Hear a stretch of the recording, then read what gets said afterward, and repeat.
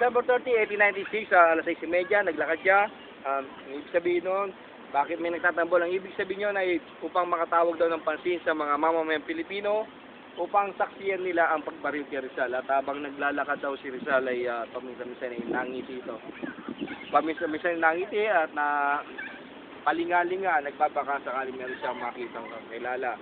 Ngunit wala siya nakita dahil marahil daw ang mga ito ay nagtatago o nakakulong na. Kaya't nung walang makita si Rizal, ay lalo niyang binilisan ang kanyang paglalakad. At baka daw maiwanan pa siya ng kaluwalhatian. So, Cluster 7, bago siya barili, sinuri muna siya ng isang doktor militar na si Felipe Ruiz Castillo. Pinulsuan at laking gulat ng doktor militar dahil normal ang pulso ni Dr. Jose Rizal. So, nakakagulat isang taong papatay na maging normal pa rin ang pulso. Kadalasan mabilis ang pintig ng pulso nito. Subalit si Rizal normal, kaya sinagot siya ni Rizal at nagbalikat na bakit naman ako matatakot? Wala akong ginagawang kasalanan. So ipinwesto si Rizal kung saan dito yung sakto lugar, kung saan siya pinaring. At bago yan, umiling siya sa kapitan ng kumari.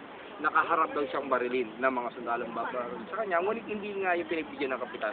Nararapat lamang daw siyang barilin na nakataliko dahil siya raw ay nagtaksid sa ating bayan. Umiling muli si Rizal sa kapitan ng kumari, huwag daw siyang patamaan sa ulo. Inialok ni Dr. Rosero sa kanyang likod, malapit sa kanyang puso para doon patamaan ng punglo at iyon ay napagbigyan. Ulitin ko, dito yung sakto lugar kung saan siya binaril noong December 30, 1896. Okay?